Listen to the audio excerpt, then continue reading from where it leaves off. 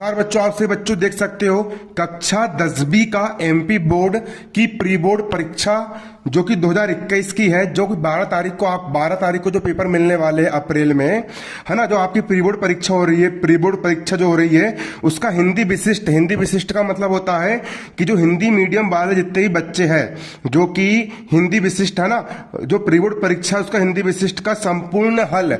और ऐसा हल मैंने यहाँ पर बनाया हूँ, खुद अपने हाथ से पूरा पेपर लिखा हूँ कि अगर आपने इसको लिख करके आ गए पेपर में तो आपको 100 में से 100 नंबर मिलेंगे हिंदी में।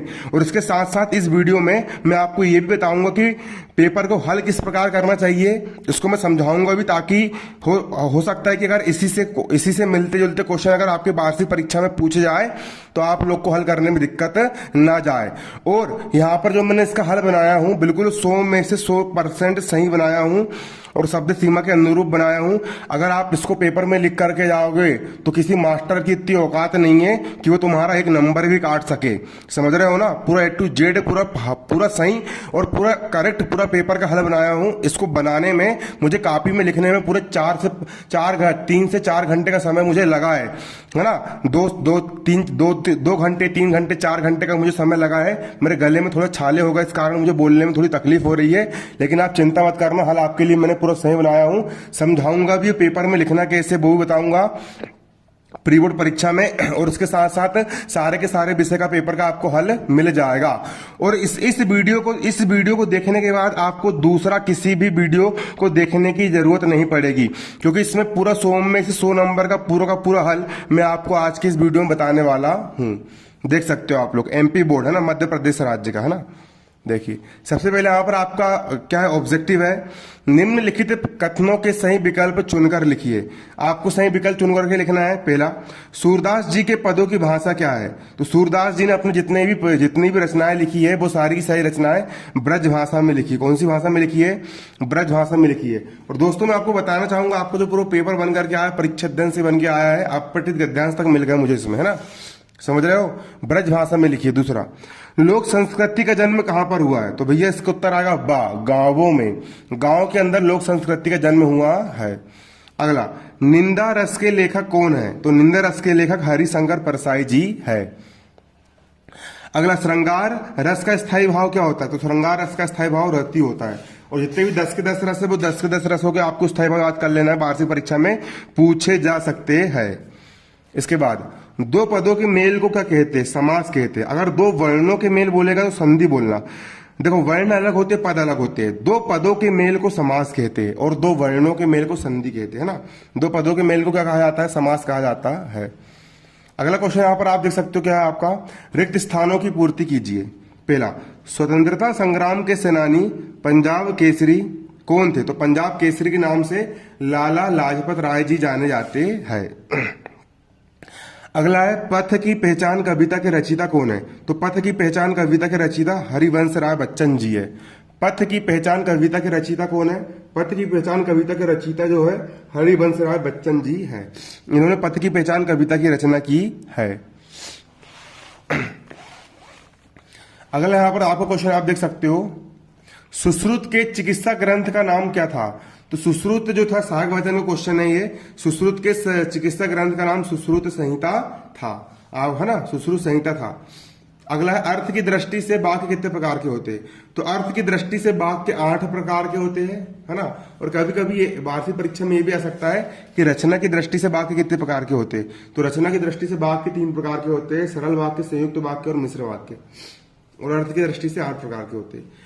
गीति का छंद के प्रत्येक चरण में कितनी मात्राएं होती है? तो भैया गीति का छंद के प्रत्येक चरण में 26 मात्राएं होती है।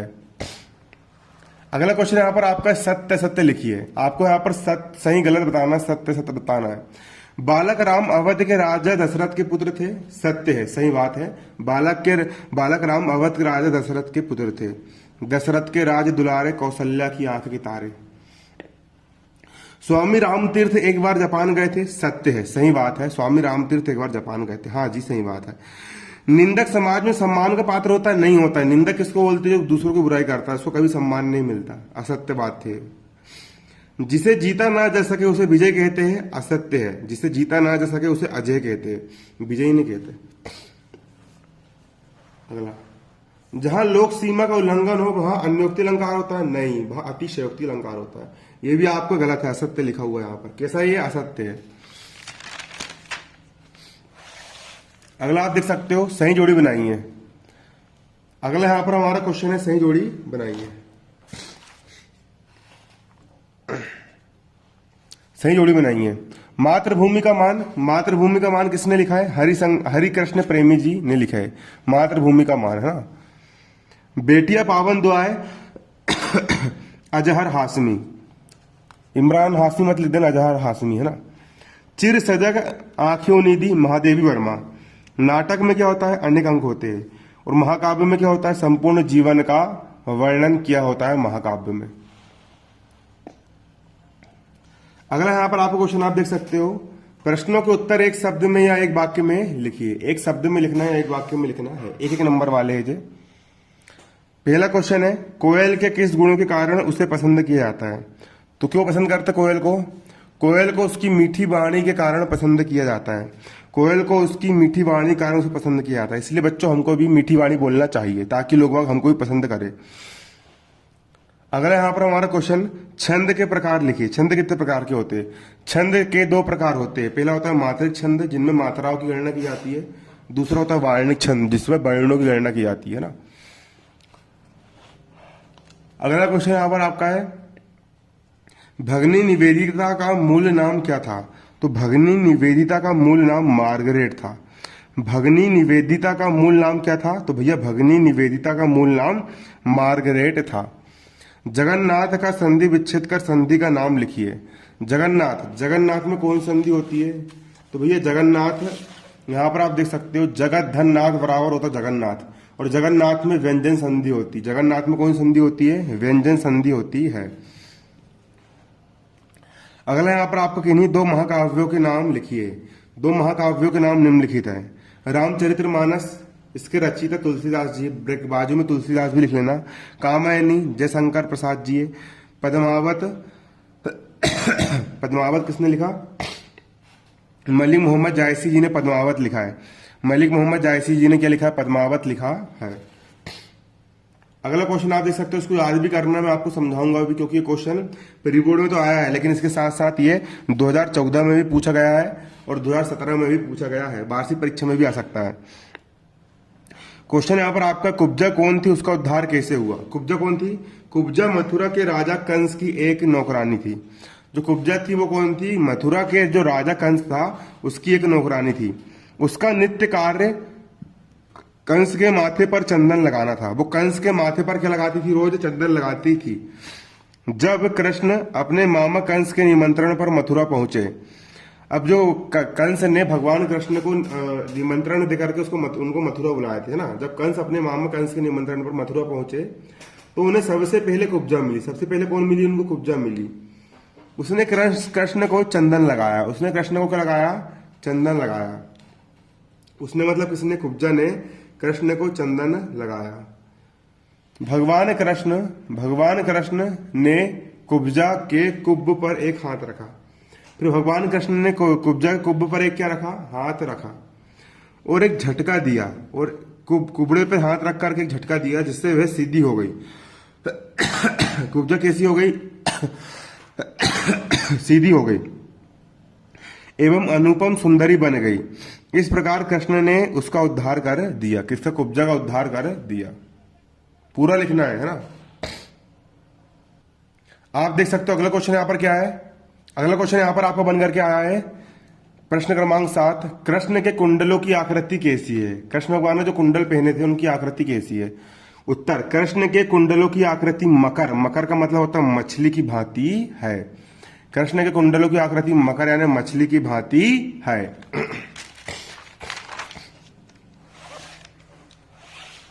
दो नंबर वाले क्वेश्चन इसको अच्छे से लिखना भैया ना।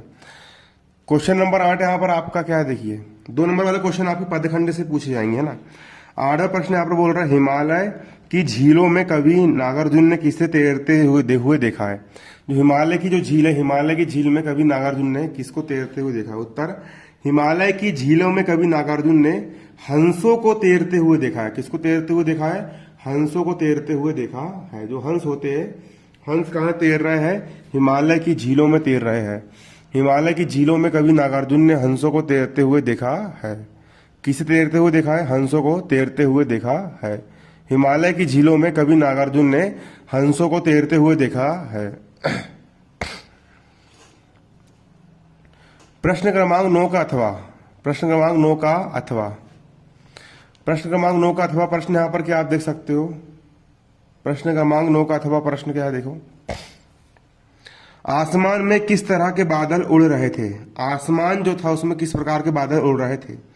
इसका उत्तर आएगा, आसमान में काले, पीले, सुरमई और मटमैले बादल उड़ रहे थे। कहां पर? आसमान में।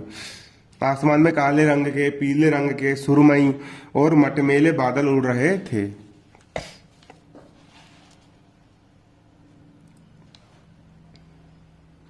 अगला क्वेश्चन यहां पर आप देख सकते हो,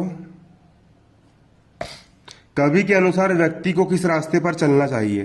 कवि के अनुसार व्यक्ति को किस रास्ते पर चलना चाहिए? उत्तर, कवि के अनुसार व्यक्ति को अच्छा या बुरा अथवा ये पथ असंभव है इस बात को त्याग कर निरंतर आगे बढ़ना चाहिए।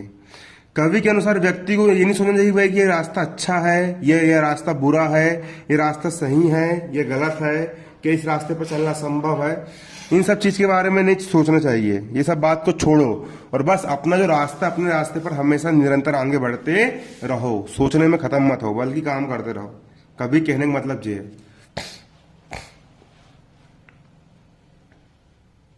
अगला क्वेश्चन देख सकते हो आप यहां पर, प्रश्न क्रमांक 11 प्रश्न बोल रहा है, गांधी जी द्वारा स्थापित आश्रम का नाम लिखिए। तो गांधी जी द्वारा स्थापित आश्रम सेवाग्राम नामक आश्रम था। गांधी जी द्वारा स्थापित सेवाग्राम नामक आश्रम था। गांधी जी ने कौन से आश्रम की स्थापना की थी? तो गांधी जी ने भैया सेवाग्राम नामक आश्रम की स्थापना की थी। गांधी जी द्वारा स्थापित सेवाग्राम नामक आश्रम था। अगला यहाँ पर आपका प्रश्न क्रमांक 12, भारतीय साहित्य का एक बड़ा भाग किस चरित्र से अनुप्राणित है? तो भारतीय साहित्य का एक बड़ा भाग, ये पदखंड के क्वेश्चन है, 2-2 नंबर में आएंगे ना। भारतीय साहित्य का एक बड़ा भाग किस चरित्र से अनुप्राणित है? तो भारतीय साहित्य का एक बड़ा भाग कृष्ण चरित्र से अनुप्राणित है। किससे अनुप्राणित है? भारतीय साहित्य का एक बड़ा भाग कृष्ण चरित्र से अनुप्राणित है। अगला आप देख सकते हो प्रश्न क्रमांक 13 प्रश्न यहां पर क्या बोल रहा है, महाराणा लाखा वीर सिंह के किस गुण से प्रभावित हुए? जो महाराणा लाखा जो थे वो वीर सिंह के किस गुण से प्रभावित हुए थे? तो भैया महाराणा लाखा वीर सिंह की देशभक्ति, जो वीर सिंह के अंदर जो देशभक्ति की भावना थी, देशभक्ति और आत्मबल की भावना से प्रभावित हुए थे। महाराणा लाखा वीर सिंह की देशभक्ति और आत्मबल की भावना से प्रभावित हुए थे। अगला क्वेश्चन भी 3 नंबर के लायक है ना, इसलिए इसको अच्छा बड़ा लिखना है।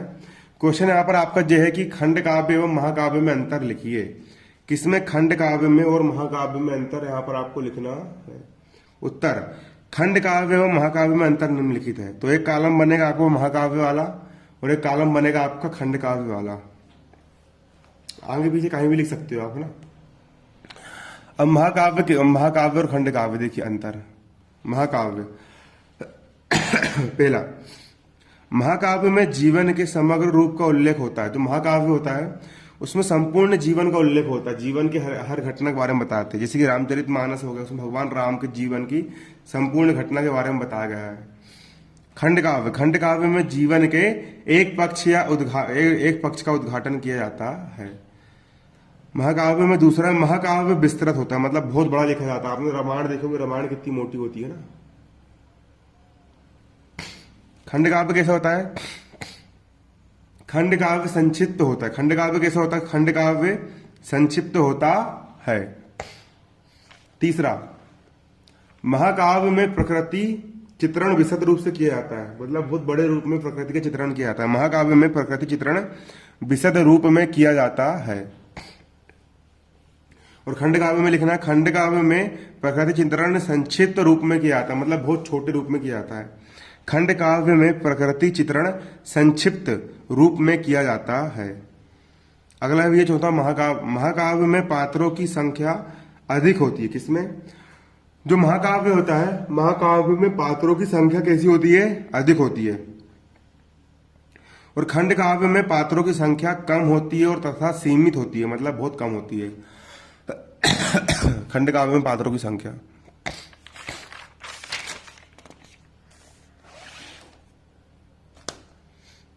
नमस्कार बच्चों, कक्षा 10वीं एमपी बोर्ड की प्री बोर्ड परीक्षा, जो आपकी प्री बोर्ड परीक्षा हो रही है क्लास 10th की एमपी बोर्ड मध्य प्रदेश राज्य के सभी बच्चे 2021 की हिंदी विशिष्ट मतलब कि हिंदी मीडियम वाले बच्चों की जो हिंदी है उसका संपूर्ण हल यहाँ पर मैंने प्रोवाइड कर रहा हूँ, है ना। तो इसके पिछले वीडियो में मैंने आप लोग को सही विकल्प पूरे बता चुका था। मैंने ये खालिस्तान पूरे बता चुका था। जिन बच्चों ने वो वीडियो नहीं देखे हैं वो चैनल पर जाए, जस्ट इस वीडियो के पहले आपको वाला वीडियो मिल जाएगा। खालिस्तान की पूर्ति, है ना, खालिस्तान की पूर्ति बता चुका हूं मैंने, ये सब भी हो गया था। इसके बाद मैंने यहाँ पर आप लोग को 14 प्रश्न तक पढ़ा दिया था कि खंड काव्य और महाकाव्य में अंतर लिखिए। यहां तक करवा करके मेरा पूरा हो गया था। इसके बाद फिर आप 15वां क्वेश्चन देखिए। 15वां क्वेश्चन क्या बोल रहा है देखिए, है ना। आपका पेपर इस प्रकार से तैयार किया गया है कि भैया आप अगर इसी को देखकर, जो यहाँ पर मैं लिखवा रहा हूँ ना आपको, जो यहाँ पर मैं आप लोग को दिखा रहा हूँ, अगर आप इसी का स्क्रीनशॉट लेकर के या आप इसी को कॉपी में लिख लोगे ना, आपको 100 में से 100 नंबर मिलेंगे हिंदी में, है ना। और लिखने का तरीका भी समझाऊंगा और याद भी करवाऊंगा मैं। जैसे कि अगला क्वेश्चन है आपको प्रश्न क्रमांक 15, इसको आपको याद भी करना है क्योंकि वार्षिक परीक्षा में पूछा जा सकता है। 2012 में भी आया है और 17 में भी आया है और प्री बोर्ड परीक्षा में भी क्वेश्चन आया है। क्वेश्चन 15 बोल रहा है दीपक से मानव जीवन की तुलना किस रूप में की गई है। जो दीपक होता है, जो दिया होता है, उस दिया से, दीपक से मानव जीवन की तुलना किस रूप में की गई है। दीपक से मानव जीवन की तुलना किस रूप में की गई है। उत्तर देखिए, दीपक से मानव जीवन की तुलना इस प्रकार की गई है जैसे दीपक को बनाने से पूर्व कुम्हार मिट्टी को कूटता है। जैसे भी ये दिया को बनाने से पहले कुम्हार जो होता है वो मिट्टी को क्या करता है, कूटता है और कंकड़ पत्थर निकालकर उसे साफ सुथरा करके पैरों से रोंद कर मिट्टी को गूंथ कर लौंदे का रूप देकर चाक पर रख देता है। मिट्टी से दीपक बनने पर उसे धूप में सुखाता है और आग में तपाता है और दीपक की आकृति प्रदान करता है। इतनी प्रोसेस होती है भैया दीपक को बनाने की, है ना। दीपक की भांति मानव को भी संघर्ष का सामना करना चाहिए। यानी कि जो इंसान अपने जीवन में मेहनत करता है, तपता है, वो जीवन में आगे निकल जाता है और जो मेहनत नहीं करता है वो पीछे रह जाता है। कि इन संघर्षों के उपरांत व्यक्ति को जीवन में नया प्रकाश मिलेगा। जिस प्रकार दीपक का प्रकाश चारों ओर फैलता है उसी प्रकार मनुष्य भी अपने सत्कर्मों के प्रकाश से इस संसार को प्रकाशित करेगा। मनुष्य भी अपने सत्कर्मों को प्रकाश से इस संसार को प्रकाशित करेगा। आप देख सकते हो उसका यहाँ पर ये उत्तर है। कहने का मतलब यहाँ पर यह है कि जिस प्रकार एक दीपक होता है उसको भैया पहले गूंथा जाता है, उसका फिर लोंदा बनाया जाता है, फिर उसको सुखाया जाता है, फिर कूटा जाता है, उसके बाद फिर उसको भैया तपाया जाता है। उसी प्रकार इंसान को भी अपने जीवन में संघर्ष मेहनत करना चाहिए, तपना चाहिए, तब जाकर के वो हीरा बनकर के चमकेगा। प्रश्न क्रमांक 16 यहां पर आप देख सकते हो क्या बोल रहा है, वाक्य परिवर्तन करो। वाक्य परिवर्तन करो। पहला, वह परीक्षा में उत्तीर्ण होगा, इसको प्रश्नवाचक बनाना है। प्रश्नवाचक का मतलब होता है क्वेश्चन वाला वाक्य बनाना है। तो क्या वह परीक्षा में उत्तीर्ण होगा, यहां पर क्या लगा देना है और लास्ट में आपको प्रश्नवाचक चिन्ह लगा देना है, क्वेश्चन मार्क लगा देना है। क्या वह परीक्षा में उत्तीर्ण होगा, ये बन गया आपका प्रश्नवाचक चिन्ह। तुम देश की सेवा करते, उसको आज्ञावाचक बनाना। हम किसी को आज्ञा दे रहे हैं, तुम देश की सेवा करो। यहां पर मैंने आज्ञा दिया हूं, तुम देश की सेवा करो, तुम देश की सेवा करो। यहां पर हमने आज्ञा दी है इसलिए इसको हम आज्ञावाचक वाक्य बोलेंगे। प्रश्न क्रमांक 17 यहां पर देख लीजिए क्या बोल रहा है। प्रश्न क्रमांक 17 यहां पर बोल रहा है, प्रश्न क्रमांक 17 का अथवा वाला करवाया मैंने यहां पर आपको। प्रश्न क्रमांक 17 का अथवा क्वेश्चन यहां पर बोल रहा है, यक्ष के संसार के सबसे बड़े आश्चर्य संबंधी प्रश्न पर युधिष्ठिर ने क्या कहा। यक्ष के संसार के सबसे बड़े आश्चर्य संबंधी प्रश्न पर, यक्ष का जो संसार का सबसे बड़ा आश्चर्य क्या है वो वाले प्रश्न पर युधिष्ठिर ने क्या कहा। जो युधिष्ठिर था उस युधिष्ठिर ने क्या कहा, तो देखिए उत्तर, यक्ष के संसार के सबसे बड़े आश्चर्य संबंधी प्रश्न पर युधिष्ठिर ने उत्तर दिया कि प्रतिदिन आंखों के समक्ष न जाने कितने प्राणियों को मौत के मुंह में जाते देखकर, अपन देखते हैं अपने आसपास के कितने लोग मौत के मुंह में जा रहे, मर रहा है, भी बचे हुए प्राणी इस बात की इच्छा रखते हैं कि हम अमर रहे। यह कितने आश्चर्य की बात है। कोई भी इंसान ये नहीं सोचता कि मेरी मौत आए, हर इंसान सोचता कि मैं कैसा रहूं, अमर रहूं, जबकि एक अटल सत्य है मृत्यु, है ना। तो भैया सबसे बड़ा आश्चर्य है। ये सबसे बड़े आश्चर्य की क्या है बात है। यक्ष के संसार के सबसे बड़े आश्चर्य संबंधी प्रश्न पर युधिष्ठिर ने उत्तर दिया कि प्रतिदिन आंखों के समक्ष न जाने कितने प्राणियों को मौत के मुंह में जाते देखकर भी बचे हुए प्राणी इस बात की इच्छा रखते हैं कि हम अमर रहे। ये कितने आश्चर्य की बात है। आप देख सकते हो अगला प्रश्न क्रमांक 18 प्रश्न यहाँ पर क्या बोल रहा है, निम्नलिखित का संधि विच्छेद कर संधि का नाम लिखिए। संधि को विच्छेद करना है, दो भागों में तोड़ना है और संधि का नाम लिखना है। सदाचार सत धन आचार बराबर होता है सदाचार, इसमें व्यंजन संधि होती है। अगला जगदीश, जगदीश में आएगा आपका जगत धन ईस बराबर होगा जगदीश, इसमें व्यंजन संधि है। अगला विद्यालय, विद्या धन आलय बराबर विद्यालय, इसमें दीर्घ स्वर संधि है। अब अगला प्रश्न क्रमांक 19 का अथवा उत्तर, प्रश्न क्रमांक 19 का अथवा, वीर रस की परिभाषा एवं उदाहरण लिखिए। वीर रस, वीर रस की परिभाषा लिखना है एवं उसको उदाहरण भी लिखना है। किसकी? वीर रस की। वीर रस की परिभाषा एवं उदाहरण लिखिए। उत्तर, वीर रस, वीर रस की परिभाषा क्या है, जब सहृदय के हृदय में स्थित उत्साह नामक स्थायी भाव का विभाव अनुभाव एवं संचारी भाव के साथ संयोग होता है तो वहां पर वीर रस की निष्पत्ति होती है। यहाँ पर देखिए परिभाषा हर रस में काम हो जाएगी, आपको उसको लिख करके रख लो। अगर शोक रस की बोलेगा तो शोक रस का स्थायी भाव क्या होता है, वो करुण रस का बोलेगा तो करुण रस का स्थायी भाव होता है शोक, तो लिख देना जब सहृदय के हृदय में स्थित है शोक नामक स्थायी भाव का। अगर हास्य रस की परिभाषा लिखने के लिए आई तो यहाँ पर लिख देना जब सहृदय के हृदय में स्थित है हास्य नामक स्थायी भाव का विभाव। लेकिन यहाँ पर वीर रस की परिभाषा पूछा है तो यहाँ पर आप लिखोगे जब सहृदय के हृदय में स्थित उत्साह नामक स्थायी भाव का विभाव अनुभाव एवं संचारी भाव के साथ संयोग होता है तो वहां पर वीर रस की निष्पत्ति होती है। वहां पर कौन सा रस होता है, वहां पर वीर रस की निष्पत्ति होती है। अब वीर रस का उदाहरण यहां पर आप देख सकते हो। वीर रस का उदाहरण क्या है, वीर रस का उदाहरण यहां पर आपका है, सिंहासन सिंहासन हिल उठे राजवंशों ने भ्रकुटी तानी थी। सिंहासन हिल उठे राजवंशों ने भ्रकुटी तानी थी। बूढ़े भारत में भी आई फिर से नई जवानी थी। चमक उठी सन 57 की बह तलवार पुरानी थी। बुंदेले हरबोलों के मुंह हमने सुनी कहानी थी। खूब लड़ी मर्दानी बह तो झांसी वाली रानी थी। अब प्रश्न क्रमांक 20, प्रश्न क्रमांक 20 का अथवा क्वेश्चन क्या बोल रहा है आप देख सकते हो।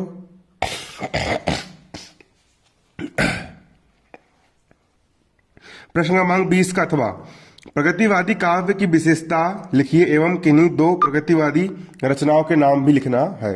प्रगतिवादी काव्य की विशेषता लिखना है तो उत्तर देखिए, प्रगतिवादी काव्य की विशेषताएं निम्नलिखित है। प्रगतिवादी काव्य की विशेषताएं निम्नलिखित है। पहला शोषितों से सहानुभूति, दूसरा आर्थिक और सामाजिक समानता पर बल, तीसरा मतलब कि प्रगतिवादी काव्य में शोषित जो लोग भैया कमजोर है, जिन गरीब मजदूर वगैरह जिनके ऊपर अत्याचार होता है उन सहानुभूति दर्शाई गई है। दूसरा आर्थिक और सामाजिक समानता पर बल दिया गया है कि हर इंसान पैसों से और सामाजिक रूप से समान रहे। तीसरा नारी शोषण के प्रति मुक्ति की आवाज, नारी शोषण मतलब नारियों के जो प्रति शोषण किया जाता है उससे मुक्ति की आवाज। अगला ईश्वर के प्रति अनास्था, ईश्वर पर आस्था नहीं दर्शाया इन लोगों ने। अगला पांचवा सामाजिक यथार्थ का चित्रण। छठवां प्रतीकों का प्रयोग, किसका प्रयोग, प्रतीकों का प्रयोग। सातवां भाग्यवाद की अपेक्षा कर्मवाद की श्रेष्ठता पर बल, भाग्यवाद मतलब किस्मत की अपेक्षा कर्मवाद मतलब कर्म की श्रेष्ठता पर बल। अब प्रगतिवादी कवि और रचनाएं निम्नलिखित है ना, नागार्जुन की युगधारा है, केदारनाथ अग्रवाल की युग की गंगा है, शिव मंगल सिंह सुमन जी की हिल्लोल है और त्रिलोचन जी की धरती है। त्रिलोचन जी की क्या है, धरती है। त्रिलोचन जी की रचना यहाँ पर हमारी कौन सी है, धरती है। त्रिलोचन जी की रचना यहाँ पर क्या है, धरती है। इसके बाद हमारा प्रश्न क्रमांक 21 क्या बोल रहा है, देखिए प्रश्न क्रमांक 21 यहाँ पर हमारा बोल रहा है जीवनी एवं आत्मकथा में अंतर लिखिए। जीवनी एवं आत्मकथा में अंतर लिखिए। मैं तो बोल रहा हूँ भारतीय परीक्षा की तैयारी परीक्षा दिन से करना, प्रश्न बैंक पूरा परीक्षा दिन से फंसा है ना। जीवनी और आत्मकथा में अंतर लिखिए। तो जीवनी और आत्मकथा में अंतर मैं आपको बताता हूँ कहाँ पे, देखो यहाँ पर ये लिखा है जीवनी और आत्मकथा में अंतर, आप देख सकते हो।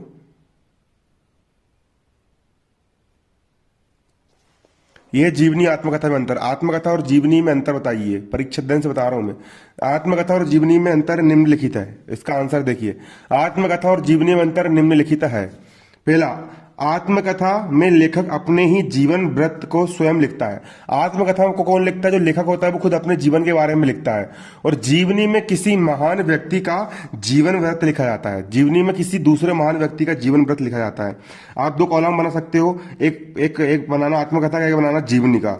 आत्मकथा में लिखना पहला पॉइंट, आत्मकथा में लेखक अपने ही जीवन वृत्त को स्वयं लिखता है। और जीवनी में लिखना, जीवनी में किसी महान व्यक्ति का जीवन वृत्त लिखा जाता है। दूसरा, आत्मकथा में अनुभूति की गहराई होती है ना, और जीवनी में लिखना, जबकि जीवनी में विवरण पर ध्यान दिया जाता है। तीसरा, आत्मकथा कथात्मक शैली में लिखी जाती है, जैसे कोई कहानी बता रहा है, कथा बता रहा है, जबकि जीवनी वर्णनात्मक शैली में लिखी जाती है। जीवनी कहाँ लिखी जाती है? वर्णनात्मक शैली में लिखी जाती है। अब कुछ आत्मकथा यहाँ पर दी गई है, आत्मकथाएं, कुछ आप बीती, कुछ जग बीती भारतेंदु हरिश्चंद्र जी ने लिखे। मेरी कहानी जवाहरलाल नेहरू जी ने लिखी अपनी आत्मकथा। मेरा जीवन प्रवाह योगी हरि जी ने लिखे। और जीवनी जो कि दूसरों पर लिखी जाती है, देख सकते हो आप, संत तुकाराम की विचारपूर्ण जीवनी हरि रामचंद्र दिवाकर जी ने लिखे। आवारा मसीहा विष्णु प्रभाकर जी ने लिखे। कलम का सिपाही अमृत राय जी द्वारा लिखी गई है। कलम का सिपाही किसके द्वारा लिखी गई है? अमृत राय जी द्वारा लिखी गई है। अगला क्वेश्चन देखिए, अगला क्वेश्चन है प्रश्न क्रमांक 22। यहां पर आप देख सकते हो प्रश्न क्रमांक 22 यहां पर क्या बोल रहा है? तुलसीदास जी की काव्यगत विशेषताएं लिखिए। प्रश्न क्रमांक 22 बोल रहा है तुलसीदास जी की काव्यगत विशेषताएं लिखिए। तुलसीदास जी का जो कवि है, इनका यहाँ पर हमको दो रचनाएं लिखना है, भाव पक्ष एवं कला पक्ष लिखना है और साहित्य में स्थान लिखना है। तुलसीदास जी का ये भी परीक्षा देने बहुत अच्छा दिया है। मैं आप लोग को प्रश्न बैंक से इसलिए बता रहा हूँ, प्रश्न बैंक में बहुत छोटा छोटा दिया है, उससे ज़्यादा करोगे तो उतना नंबर नहीं मिलेंगे। बड़ा बड़ा लिख करके आओ ना, छोटा छोटा क्यों लिख करके आ रहे हो जब है मटेरियल तो। 61 पेज क्रमांक 61 पर है। ये देखिए तुलसीदास जी का जीवन परिचय यहाँ पर आपका ये दिया गया है। ये इंपॉर्टेंट भी है भैया, आ भी चुका है। तुलसीदास जी का जीवन परिचय आप देख सकते हो। मत कर माया का अभिमान, मत कर काया का अभिमान काया। देखिए तुलसीदास जी का जीवन परिचय में रचना है, तुलसीदास जी की रचना है। पहला, रामचरितमानस, विनय पत्रिका, कवितावली, गीतावली, वैरव रामायण, हनुमान बाहुक, जानकी मंगल आदि। ये तुलसीदास जी की क्या होगी? रचनाएं होगी। ये तुलसीदास जी की क्या होगी? यहाँ पर आपकी रचनाएं होगी। रचना आपको लिखना है। अगला यहाँ पर काव्यगत विशेषता। काव्यगत विशेषता में आपका पहला पॉइंट रहेगा भाव पक्ष का। पहला क्या रहेगा यहाँ पर आपका? पहला पॉइंट यहाँ पर रहेगा आपका भाव पक्ष का। भाव पक्ष में पहला आएगा आपका भक्ति भावना। पहला क्या आएगा? भक्ति भावना। भाव पक्ष मतलब कि उनका भाव किस प्रकार के? तुलसीदास जी के भक्ति भावना। तुलसीदास सगुण ईश्वर को मानते थे। उनकी भक्ति में असीम देन, अनन्य आत्म समर्पण है। राम ही एकमात्र भरोसा है। देखिए, एक भरोसो एक बल, एक आस विश्वास, एक राम घनश्याम हित चातक तुलसीदास। पहला पॉइंट लिख देना भक्ति भावना वाला। दूसरा यहाँ पर ये भी लिख देना समन्वयवादी विचार। अगला पॉइंट यहाँ पर लिख देना क्या? समन्वयवादी विचार। इनका दृष्टिकोण समन्वयवादी रहा है। राम भक्त होते हुए भी सभी देवी देवताओं की वंदना की है। इनके काव्य में कर्तव्य परायणता और लोक कल्याण का संदेश मिलता है। आप रामायण पढ़ोगे, आप देखना वहां पर शंकर भगवान से लेकर के हर एक भगवान की उन्होंने वंदना की है। अगला भी है रस सिद्धता। तुलसीदास जी रस सिद्ध कवि है। उनकी कविताओं में श्रृंगार रस, शांत रस, वीर रस का सुंदर चित्रण हुआ है। रौद्र, करुण एवं अद्भुत रसों का भी वर्णन हुआ है। ये 3 पॉइंट भाव पक्ष लिख देना। अगला कला पक्ष में लिखना। कला पक्ष मतलब कि उन्होंने काव्य लिखे हो किस प्रकार की भाषा में लिखे, उसकी कला क्या रही है हमको यहाँ पर यह बताना है। तो ये कला पक्ष में पहला आएगा भाषा। तुलसी ने ब्रज और अवधी भाषा को अपनाया। तुलसीदास जी ने कौन सी भाषा अपनाया है? ब्रज भाषा और अवधी भाषा को अपनाया है। जहां तहां अरबी, फारसी, भोजपुरी, बुंदेलखंडी भाषाओं के शब्द भी मिल जाते हैं। जहां तहां अरबी, फारसी, भोजपुरी, बुंदेलखंडी भाषाओं के शब्द भी मिल जाते हैं। अगला भी यहाँ पर आपकी अलंकार योजना। अलंकार देखिए किस प्रकार से यहाँ पर अपनाया गया है। तो देखिए, तुलसी का अलंकार विधान अनुपम है। इन्होंने उपमा अलंकार को ही नहीं बल्कि कहीं रूपक तो कहीं उत्प्रेक्ष तो कहीं दृष्टांत का भी प्रयोग किया है। इस इतने सारे अलंकारों को उन्होंने उपयोग किया है। अगला यहाँ पर आपका शैली। देखिए किस शैली में उन्होंने अपनी काव्य रचना की है। शैली, तुलसी ने उस समय की सभी शैलियों का प्रयोग किया है। इन्होंने प्रबंध और मुक्तक दोनों शैलियों को अपनाया है। दोहा, चौपाई, कवित्त, सवैया आदि छंदों का प्रयोग किया है तुलसीदास जी ने। अगला साहित्य में स्थान। साहित्य में स्थान, तुलसी लोक कवि, मतलब लोगों, आज रामचरितमानस हर घर में पढ़ी जाती है, इनके द्वारा लिखी गई है। तुलसी लोक कवि है। रामचंद्र शुक्ल ने इनको हिंदी साहित्य का सूर्य माना है। अयोध्या सिंह उपाध्याय ने कहा है, कविता करके तुलसी न लसे, कविता लसी या तुलसी की कला।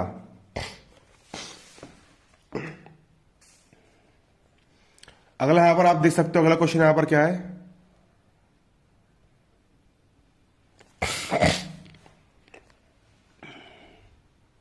अगला क्वेश्चन यहां पर हमारा है, वासुदेव शरण अग्रवाल या राम वृक्ष बेनीपुरी का यहां पर आपको जीवन परिचय लिखना है, 2 रचनाएं लिखना है, भाषा से लिखना है, साहित्य में स्थान लिखना है। वासुदेव शरण अग्रवाल,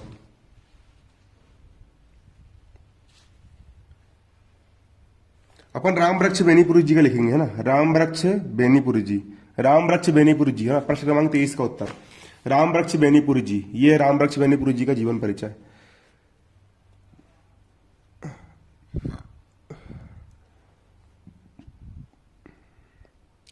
देखिए,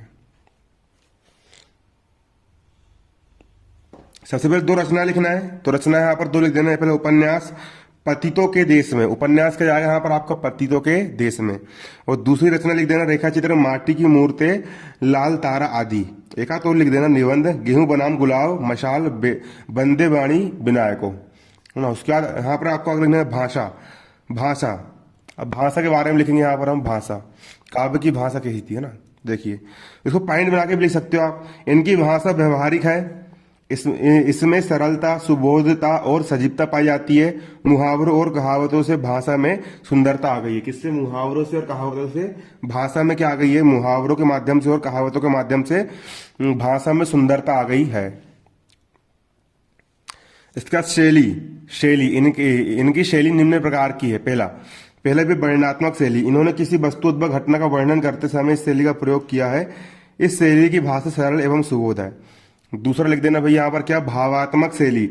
यह शैली इनकी प्रधान शैली, इसमें भावों की प्रबलता और मार्मिकता है।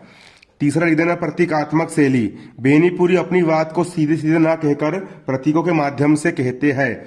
इनके निबंधों में इस शैली का अधिक प्रयोग हुआ है। चौथा लिख देना यहाँ पर क्या? आलोचनात्मक शैली। बेनीपुरी ने समीक्षा के समय आलोचनात्मक शैली का प्रयोग किया है। किसका प्रयोग किया? आलोचनात्मक शैली का प्रयोग किया है। अगला यहाँ पर आपका लास्ट, साहित्य में स्थान। भाषा शैली पर बेनीपुरी जी की असाधारण अधिकार है। भाषा सर्वथा सहज और स्वाभाविक है। इन्होंने कई पत्र पत्रिकाओं का संपादन किया और नाटकों, निबंधों, कहानियों और रेखा चित्रों की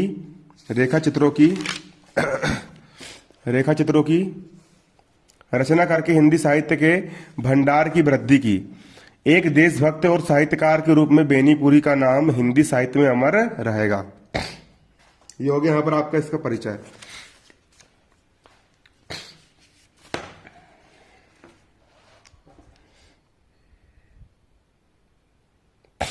अब प्रश्न क्रमांक 24 क्या बोल रहा है? देखिए, प्रश्न क्रमांक 24 बोल रहा है, निम्नलिखित में से किसी एक पद्यांश की संदर्भ प्रसंग की व्याख्या लिखिए। तो इसको जो पहला वाला है, बेर फुट ही डेस के फांस, ये वाला यहाँ पर मैं आप लोगों को करवाऊंगा। ये गिरधर की कुंडली से लिया गया है यार। ये देखो वाला है ना, ये बेर फुट,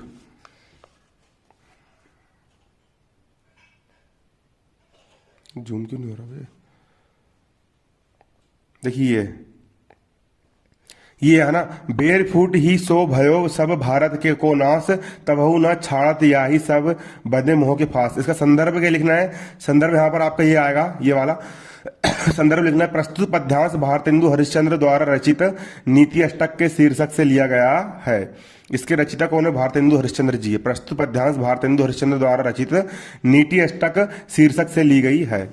अब प्रसंग क्या आएगा यहाँ पर? प्रसंग आएगा, इस छंद में कवि ने भारतीयों से आपसी बैर भावना को छोड़ने का उपदेश दिया कि तुम लोग आपस में लड़ाई मत करो, दूसरों को जाके मारो, खुद मत लड़ो आपस में। व्याख्या यहाँ पर क्या है? कविवर भारतेंदु कहते हैं कि भारत का पूरी तरह से नाश आपसी फूट के कारण ही हुआ है। इस सच्चाई को जानते हुए भी भारतवासी आज भी मोह के बंधन में ऐसे बंधे हुए हैं कि आपसी बैर भावना का त्याग नहीं करते हैं। इतना लिख देना, नंबर मिल जाएंगे। ठीक। ठीक। विशेष भी लिखना है, विशेष। इसमें आपसी बेरफुट छोड़ने के लिए कहा गया है, दूसरा दोहा छंद है।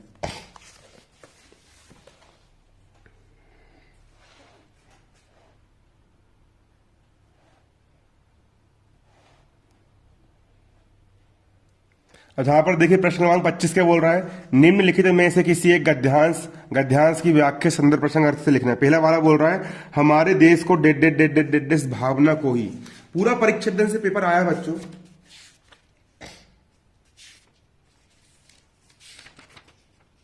देखो ये वाला है, ये वाला, ये हमारे देश को, हमारे देश को, ये वाला गद्यांश फंसा है।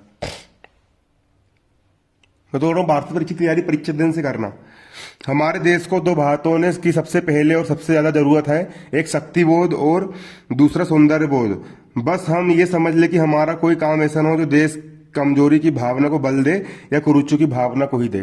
संदर्भ क्या लिखना है, पूर्व संदर्भ इसका यहाँ पर दे दिया है आपको। संदर्भ देखो, प्रस्तुत गद्यांश मैं और मेरा देश नामक निबंध से लिया गया है। इसके लेखक कन्हैयालाल मिश्र प्रभाकर जी है ना। प्रस्तुत गद्यांश मैं और मेरा देश नामक निबंध से लिया गया है। इसके लेखक कन्हैयालाल मिश्र प्रभाकर जी है। अब इसका प्रसंग क्या आएगा, इसका प्रसंग देखिए, प्रसंग यहां पर इसका क्या बनेगा, प्रसंग यहां पर इसका बनेगा लेखक ने देश में शक्ति बोध और एवं सौंदर्य बोध की आवश्यकता पर बल दिया है ना। प्रसंग बनेगा लेखक ने देश में शक्ति बोध और सौंदर्य बोध की आवश्यकता पर बल दिया है। अब इसकी व्याख्या करेंगे। लेखक मानते हैं कि हमारे देश भारतवर्ष में दो बातों पर विशेष ध्यान देने की आवश्यकता है। सर्वप्रथम शक्ति बोध और दूसरे सौंदर्य बोध का होना आवश्यक है। हमारे नित्य प्रति सभी कार्य ऐसे होने चाहिए जिनसे हमारी ताकत प्रकाशित हो। हमारे किसी भी कार्य से देश की कमजोरी व्यक्त नहीं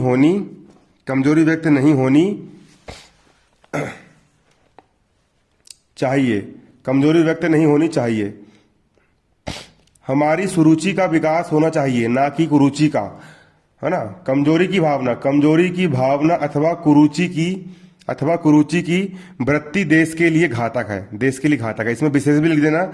यहाँ शक्ति बोध तथा सौंदर्य बोध को महत्वपूर्ण बताया गया है। व्यक्ति को हीनता तथा कुरुचि से बचना चाहिए। सरल सुबोध भाषा शैली, है ना, सरल सुबोध भाषा शैली में विषय को समझाया गया है। इतना यहाँ पर आपको लिखना था, जाकर के आपको पूरे नंबर मिलेंगे।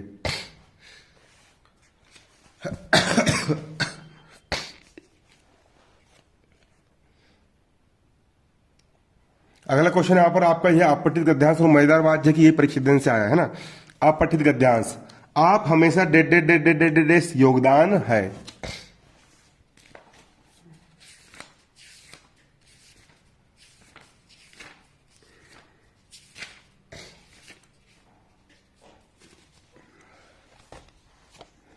देखिए ये वाला अपठित गद्यांश यहाँ पर फंसा है।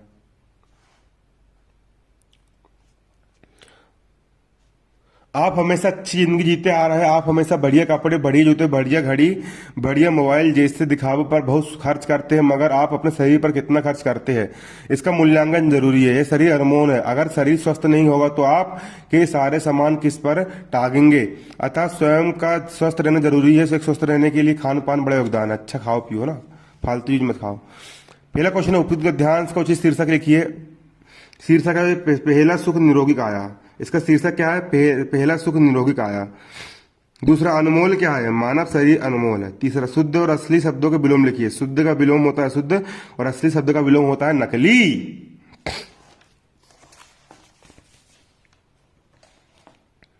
अगला क्वेश्चन देख सकते हो आप।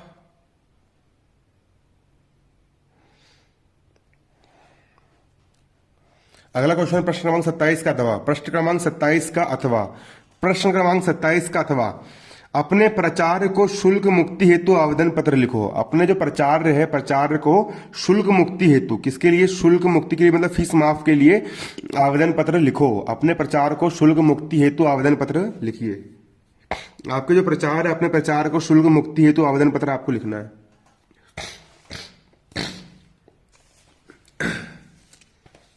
तो देखिए भैया, इसको पत्र हमेशा नए पेज से लिखते हैं। इसको नए पेज से लिखना। प्रश्न क्रमांक 27 का अथवा उत्तर डाल के लिखना, नए पेज से लिखना। कहाँ से लिखना, नए पेज से लिखना, नए पेज से लिखना, और जिस सिस्टम से यहाँ पर गाइड में लिखा है उसी सिस्टम से लिखना है।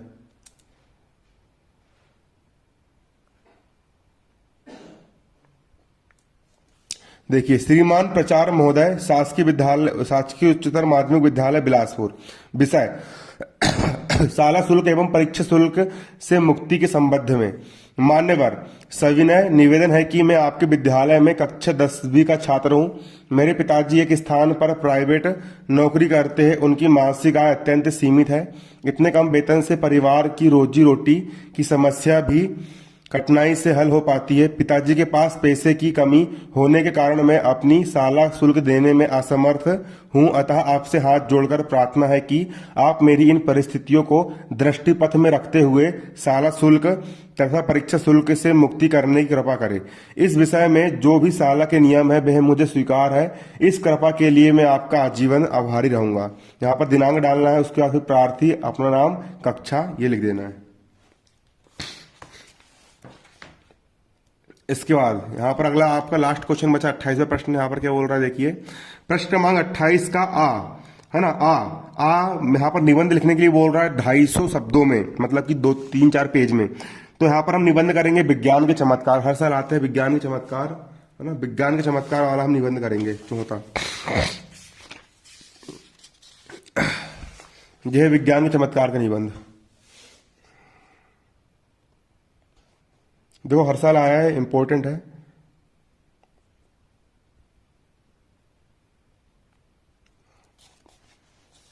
विज्ञान के चमत्कार। सबसे पहले यहां पर आप देखोगे रूपरेखा। रूपरेखा प्रस्तावना विज्ञान वरदान के रूप में, पहला प्रस्तावना, रूपरेखा डालना पहली रीडिंग, पहला प्रस्तावना, दूसरा विज्ञान वरदान के रूप में, तीसरा विज्ञान अभिशाप के रूप में, चौथा उपसंहार। पहला प्रस्तावना, आज हम विज्ञान के युग में सांस ले रहे हैं। आज विज्ञान ने मानव जीवन में के प्रत्येक पहलू को प्रभावित किया है। यदि हमारे पूर्वज अपनी कब्रों से उठकर आज की दुनिया देखें तो उन्हें अपनी आंखों पर यह विश्वास नहीं होगा कि हम कभी इस दुनिया में निवास करते थे। विज्ञान वरदान के रूप में, विज्ञान में मनुष्य का जीवन सुख, वैभव तथा समृद्धि से संपन्न बना दिया गया है। आज विज्ञान ने अनेक क्षेत्रों में आश्चर्यजनक उन्नति की है। जैसे पहला, खाद्यान्न के क्षेत्र में। खाद्यान्न के क्षेत्र में विज्ञान ने क्रांति मचा दी है। वर्तमान युग में किसान वर्षा ऋतु पर आश्रित नहीं रहता, अपितु ट्यूब बेलों से खेती को सींच रहा है। बेलों की जगह ट्रैक्टर के माध्यम से खेतों की जुताई की जाती है। रासायनिक खादों का उपयोग किया जाता है तथा कीटनाशक दवाओं के द्वारा फसलों की सुरक्षा की जाती है। दूसरा है उद्योग एवं विज्ञान। मशीनों के द्वारा आज औद्योगिक क्षमता का विकास तीव्र गति से हो रहा है। जो कार्य पहले 100 व्यक्ति द्वारा पूरा होता था, आज मशीनों के द्वारा कम समय में एक ही व्यक्ति पूरा कर लेता है। तीसरा, शिक्षा के क्षेत्र में। वर्तमान समय में टीवी, रेडियो तथा कंप्यूटरों के माध्यम से शिक्षा दी जा रही है ना, जैसे कि मैं भी आपको शिक्षा दे रहा हूँ कंप्यूटर के माध्यम से ना। चित्रपट पर प्रदर्शित राजनीतिक वार्ता, प्राकृतिक दृश्य तथा शैक्षिक कार्यक्रम शिक्षा के क्षेत्र में उपयोगी सिद्ध हो रहे हैं। अगला यहाँ पर आपका आवागमन के क्षेत्र में। प्राचीन समय में यात्रा करना बहुत ही कष्टप्रद तथा भययुक्त होता था, लेकिन वैज्ञानिक आविष्कार के द्वारा आज रेल, मोटर तथा वायुयानों के माध्यम से मानव संपूर्ण विश्व की यात्रा कुछ ही घंटों में पूरा कर लेता है। पांचवा, चिकित्सा के क्षेत्र में। आज विज्ञान के माध्यम से अनेक घातक बीमारियों का एक्सरे द्वारा आंतरिक फोटो लेकर सरलता से पता लगा लिया जाता है। कैंसर जैसी प्राणलेवा बीमारी का इलाज भी संभव हो गया। ऑपरेशन के द्वारा न जाने कितने इंसानों को नया जीवन मिलता है। अगला, संचार के क्षेत्र में। संचार के क्षेत्र में भी विज्ञान ने अभूतपूर्व उन्नति की है। टेलीफोन, टेलीग्राम तथा टेलीविजन के द्वारा हम घर बैठे ही संपूर्ण देश के लोगों का हाल जान सकते हैं। इसके बाद 7वां, कपड़ों के क्षेत्र में। आज वस्त्र निर्माण के लिए आधुनिक तकनीकों से युक्त नई नई मिलें स्थापित हो रही है। सिलाई के लिए नई नई मशीनें आविष्कृत है। अगला, विज्ञान अभिशाप के रूप में। विज्ञान से यहाँ पर घाटा क्या देख लीजिए ना। विज्ञान ने जहां मनुष्य को सुख सुविधा एवं स्वास्थ्य दिया है, वहीं दूसरी ओर वह एक विशालकाय दानव की तरह भयानक मुंह खोले हुए उसे मृत्यु की नींद में सुलाने में बेचैन। जैसे कोरोना वायरस था ना, विज्ञान के कारण ही आया है। हाइड्रोजन बम और जहरीले गैसें उसके लिए मृत्यु से भी भयंकर साबित हो रही है। विज्ञान द्वारा प्रदत्त भौतिक विज्ञान द्वारा प्रदान की गई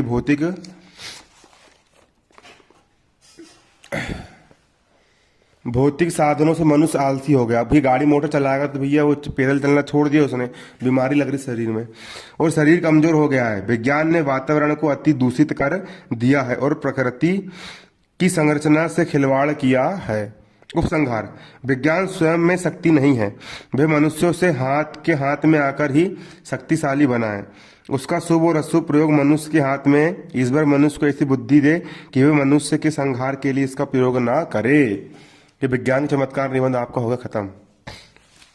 ये 7 नंबर मिलेंगे निबंध में, है ना। अगला यहाँ पर आपका 2 नंबर है कंप्यूटर शिक्षा। कंप्यूटर शिक्षा में भी यहाँ पर आपको निबंध लिखना है। कंप्यूटर शिक्षा, यहाँ पर आपको रूपरेखा बस लिखना है कंप्यूटर शिक्षा की, तो इसकी रूपरेखा आपको लिखना है। 3 नंबर आपको मिल जाएंगे। रूपरेखा, प्रस्तावना, कंप्यूटर क्या है, कंप्यूटर का विकास एवं इतिहास, कंप्यूटर के विविध उपयोग, उपसंहार। यहाँ से लेके आपको इतना लिख लेना है, 3 नंबर मिल जाएंगे। आपका हिंदी का पेपर हो गया, 100 में 100 नंबर मिल जाएंगे। देखिए बच्चों, हो सकता है कि बात यहाँ पर ऐसी कि मान के चलो कि आप पेपर दे रहे हैं और पेपर में भी आपको नकल मिल रही है, और एक बच्चा ऐसा है कि जो क्लास में हर साल फर्स्ट आता है, तो आप उसकी नकल चोर के लिखोगे, फिर फिलक्कड़ की नकल चोर के लिखोगे। यूट्यूब पर जितने भी लोग पढ़ा रहे हैं उन लोग गलत सलत कुछ भी उत्तर डाल रहा है, आप लोग उनको देख करके लिखोगे ना, 50-60% नंबर बस मिल पाएंगे। लेकिन अगर जो मैं बता रहा हूँ, अगर आप मेरा वाला देख करके लिखोगे, है ना, मैं बड़ा बड़ा लिखवाऊंगा, उसमें आपको 100 में 100 नंबर मिलेंगे। इसलिए भले अगर मेरा कुछ विषय का सोल्यूशन अगर थोड़ा लेट भी आता है तो आप इंतजार कीजिए और जो मैं डालता हूँ उसको देख करके लिखिए। मेरी भी गला खराब है, उसके बाद भी मैं यहाँ पर आप लोग के लिए बना रहा हूँ। इसलिए आप लोग से एक ही बात बोलूंगा कि अच्छे से लिखो, बिल्कुल सही तरीके से लिखो और तैयारी करो। धन्यवाद। जय हिंद, जय भारत।